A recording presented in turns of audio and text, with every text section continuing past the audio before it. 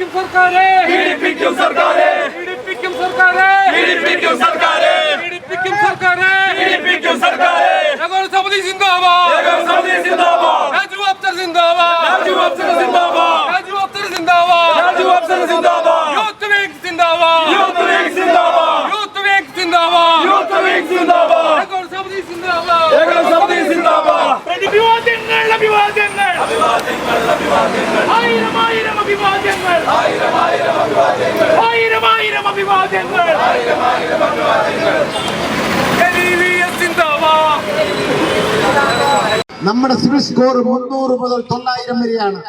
900 താഴോട്ട് 700 വന്നു കഴിഞ്ഞാൽ, 700 താഴോട്ട് പോയി കഴിഞ്ഞാൽ നമുക്ക് ലോൺ ലഭിക്കില്ല. നമ്മളൊരു വിദ്യാർത്ഥി ആയിരിക്കുമ്പോൾ നമ്മൾ ലോൺ എടുത്തെന്ന് വിചാരിക്കാം. നമുക്കറിയാം, രാജ്യത്ത് 80% വിദ്യാർത്ഥികളും ലോൺ എടുത്താണ് പഠിക്കുന്നത്. 2-3 വർഷം മോറട്ടോറിയം കഴിഞ്ഞാൽ പിന്നെ മാസം തോറും പൈസ അടയ്ക്കണം, പലിശയും മുതലും അടയ്ക്കണം. നമുക്ക് ഒരു 3 മാസത്തേക്ക് ജോലി കിട്ടിയില്ല, അല്ലെങ്കിൽ വരുമാനമില്ലാതായി വരുന്ന സാഹചര്യത്തിൽ നമ്മൾ അടയ്ക്കാൻ അല്പം വൈകിപ്പോയാൽ നമ്മുടെ സാഹചര്യങ്ങളാകെ മാറും. പിന്നീട് നമുക്ക് സാമ്പത്തിക സാഹചര്യം അനുകൂലമായി നമ്മൾ അത് അടച്ചു തീർത്താൽ പോലും ഭാവിയിൽ നമുക്കൊരു വീട് വെക്കുവാൻ, നമുക്കൊരു ബൈക്ക് വാങ്ങുവാൻ, നമുക്ക് എന്തെങ്കിലും നമ്മുടെ കുട്ടിയുടെ ആവശ്യത്തിന് വേണ്ടി, പഠനത്തിന് വേണ്ടി ഒരു ലോൺ ചെല്ലുമ്പോൾ അവർ ബാങ്ക് മാനേജർ പറയും, സിവിൽ സ്കോർ താഴെയാണ്, സിവിൽ സ്കോർ 700 താഴെ പോയിരിക്കുന്നു, എനിക്ക് ലോൺ തരാൻ യാതൊരു നിർവാഹവുമില്ല. അപ്പൊ ഇത് രാജ്യത്ത് കൊണ്ടുവന്നതിന്റെ ഒന്നാമത്തെ ഉദ്ദേശം ഈ രാജ്യത്തെ ചെറുകിട വ്യാപാരികളെ രാജ്യത്ത് നിന്ന് തുടച്ചു നീക്കുക എന്നുള്ളതാണ്. ഒരു തരത്തിലും ഒരു പൈസ പോലും ലോൺ കിട്ടാതെ മുഴുവൻ വ്യാപാരവും കോർപ്പറേറ്റുകളിലാക്കുന്നതിന് വേണ്ടിയുള്ള പലമാതിരി തന്ത്രങ്ങളുടെ ഒരു ഭാഗം മാത്രമാണ് സിവിൽ സ്കോർ എന്ന് പറഞ്ഞ റിസർവ് ബാങ്ക് കൊണ്ടുവന്നിരിക്കുന്ന ഈ രീതി. ഒരു കാരണവശാലും അനുവദിക്കാൻ ഒക്കില്ല. ഈ സമരം ഈ ഒരു നാടിന്റെ ആവശ്യമാണ്.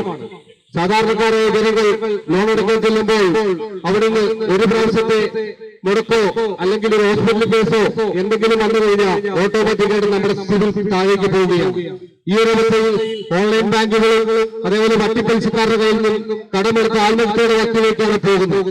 ഈ സിബിൽ തുടങ്ങിയത് ഇന്ത്യയിലാണെങ്കിലും ഈ സിബിൽ കമ്പനിയുടെ മുഴുവൻ ഓഹരിയും മേടിച്ചുകൊണ്ട് അമേരിക്ക പോലത്തെ കുത്തക കമ്പനികൾ ഇത് ഏറ്റെടുത്തിരിക്കുകയാണ്.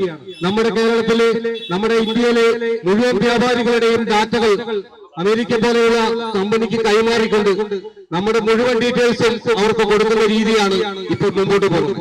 ഇതിനെതിരെ ശക്തമായ CBI അന്വേഷണം വേണം. ഈ സിബിലുമായി ബന്ധപ്പെട്ടുള്ള എല്ലാ പുകമറകളും പുറത്തു കൊണ്ടുവരണമെന്നാണ് യൂത്ത് വിംഗ് എറണാകുളം ജില്ലാ കമ്മിറ്റി ഇവിടെ ആവശ്യപ്പെടുന്നത്. ഇതിന്റെ പിന്നില് വിദേശ കുത്തകളുടെ ഇടപെടലുകളുണ്ട്. ആ സിവിൽ സ്കോർ സംവിധാനം വിദേശ കമ്പനി, അമേരിക്കൻ കമ്പനികൾക്കൊക്കെ കൈമാറിക്കൊണ്ട്, അധികാരം അവർക്ക് കൈമാറിക്കൊണ്ട് ഇവിടുത്തെ കേരളത്തിലെ പാവപ്പെട്ട കച്ചവടക്കാരന് കടമെടുക്കാതെ തൊഴിൽ ചെയ്യാൻ പറ്റാത്തൊരു അന്തരീക്ഷം നമുക്കുള്ളതാണ്, നമുക്കറിയാവുന്നതാണ്. ഒരു പ്രാവശ്യം കടം വീട്ടിയാൽ വീണ്ടും പോയി അതിന്റെ ഇരട്ടി കടം മേടിക്കും. അങ്ങനെ കച്ചവടം തന്നെ ഈ കടം വാങ്ങിയ പണം കൊണ്ടാണ് നടക്കുന്നത്. അതിലെവിടെയെങ്കിലും വീഴ്ച വന്നു കഴിഞ്ഞാൽ കച്ചവടക്കാരന് കടപൂട്ടുക എന്നല്ലാണ്ട് സഹായിക്കാൻ മറ്റൊരു സംവിധാനമില്ല. പിന്നെ വലിയ വലിയ സ്വകാര്യ ബാങ്കിങ് ഏർപ്പാടുകൾ നടത്തുന്ന കമ്പനികളുണ്ട്, ആരുടെ പേര് പറയുന്നില്ല. അവരൊക്കെ 30-32%, 35% വരെ അതിന്റെ കൊള്ളപ്പലിശ വാങ്ങുന്ന ഒരു സംസ്കാരവും ഇതോടൊപ്പം വളർന്നു വരികയാണ്. അപ്പോൾ കൂടുതൽ വ്യാപാരി സമൂഹത്തെയും തൊഴിലാളികളെയും കർഷകരെയും സമൂഹത്തിലെ എല്ലാ തൊഴിലെടുത്ത് ജീവിക്കുന്നവരെയും കെട്ടിടം പണിക്കാരെയും ഒക്കെ ഈ ലോണില്ലാതെ ഒരു ആൾക്ക് സ്വന്തം പോക്കറ്റിൽ നിന്ന് ഒന്നും ചെയ്യാൻ കഴിയില്ല. അങ്ങനത്തെ ഒരു സാഹചര്യത്തിൽ അവരെ എല്ലാം കേരളത്തിൽ നിന്ന് തുടച്ചു നീക്കുന്ന ഒരു കിരാത സംസ്കാരത്തിലേക്ക് ഇത് മാറിക്കൊണ്ടിരിക്കുകയാണ്. സംസ്ഥാന ഗവൺമെന്റും കേന്ദ്ര ഗവൺമെന്റും ഇടപെട്ടുകൊണ്ട് സിബിൽ സ്കോറിലെ ആ സ്കോറിന്റെ അളവൊന്ന് മാറ്റേണ്ട സമയം കഴിഞ്ഞിരിക്കുന്നു. നിങ്ങൾ പറയുന്നു 700-ന് മേലിൽ സ്കോറുള്ള ആള്, 750 ആൾക്കാണെങ്കിൽ ലോൺ തരും, 700 സ്കോറുള്ള ആൾക്ക് ഞങ്ങൾ ലോൺ തരും. പക്ഷേ മറ്റവർക്ക് 12% നിങ്ങൾക്ക് 18% കൊടുത്തേ മതിയാകൂ എന്ന് പറഞ്ഞാൽ കേരളത്തിലെയും ഇന്ത്യയിലെയും ബാങ്കുകൾക്ക് വ്യാപാരികളെ കൊള്ളയടിക്കാൻ, അവരുടെ കൊള്ള പലിശ മേടിക്കാനുള്ള ഒരു സംവിധാനമായി സിബിൽ സ്കോർ മാറി എന്നുള്ളതാണ് ഈ സമരത്തിന്റെ കാരണം. വ്യാപാരികളെ സംബന്ധിച്ചിടത്തോളം വ്യാപാരം ചെയ്യണമെങ്കിൽ പണം ആവശ്യമാണ്, കടമെടുക്കേണ്ടത് ആവശ്യമാണ്, ബാങ്കുകളുടെ സഹകരണം ആവശ്യമാണ്. പക്ഷേ ഈ സിബിൽ സ്കോർ എന്ന് പറയുന്ന നമുക്കൊന്നും അറിയാൻ പാടില്ലാത്ത ഈ പരിപാടി അമേരിക്കയിലിരുന്ന് നിയന്ത്രിക്കുന്ന സിബിലെ നമ്മുടെ വ്യാപാരികളെ നട്ടം തിരിക്കുന്ന, അവർക്ക് ലോൺ കിട്ടാതിരിക്കുന്ന തരത്തിലുള്ള പ്രവർത്തനങ്ങളുമായി അവർ മുന്നോട്ട് പോയാൽ രണ്ട് കൈയും കെട്ടി നോക്കി നിൽക്കാൻ ഈ സംഘടനയ്ക്ക് സാധിക്കില്ല എന്ന് പറയുവാനാണ് ഞങ്ങൾ ഇവിടെ വന്നിരിക്കുന്നത്. നമ്മുടെ ഡീറ്റെയിൽസ് മുഴുവനും നമ്മൾ ഏത് ബാങ്കിൽ നിന്നും വായ്പ എടുക്കുന്നു, ആരാണ് വായ്പ എടുക്കുന്നത്, അവന്റെ ആധാർ കാർഡ് എന്താണ്, അവന്റെ ജീവിത ബാക്ക്ഗ്രൗണ്ട് എന്താണ്, അവന്റെ വരുമാനം എന്താണ്, അവന്റെ മറ്റു സ്രോതസ്സുകൾ എന്തൊക്കെയാണെന്ന് ഉള്ള ഡാറ്റ ശേഖരിച്ച് അത് വിദേശ കുത്തക കമ്പനികൾക്ക് പണയം വെച്ചുകൊണ്ട് വലിയ ഒരു കൊള്ളയടി ഇതിന്റെ മറവിൽ നടക്കുന്നുണ്ട്. എന്താണ് ആ കൊള്ളയടി? ആ ഡാറ്റ ആവശ്യമുള്ള വിഭാഗത്തിന് അതിന് പണമാണ് ആവശ്യമെങ്കിൽ പണം നൽകുന്ന ഇവിടത്തെ പ്രൈവറ്റ് ഫിനാൻസ് ഏജന്റുമാരുണ്ട്, വലിയ കോർപ്പറേറ്റുകളുണ്ട്. അവർ നമ്മളിപ്പോഴും വിളിക്കാറുണ്ട്, പണം ആവശ്യമുണ്ടോ, നിങ്ങളുടെ വാഹനം പണയം വെച്ച് പലിശയ്ക്ക് പൈസ തരാം. അതേപോലെയുള്ള വലിയ കുത്തകകൾക്ക് ഈ ഡാറ്റ കൈമാറിക്കൊണ്ട് നമ്മളെ വലിയ സാമ്പത്തിക പ്രതിസന്ധിയിലേക്ക് വലിച്ചെറിയുന്ന ഒരു നയമാണ് ഈ കേന്ദ്ര സർക്കാർ ആവിഷ്കരിച്ചിരിക്കുന്ന ഈ നയം.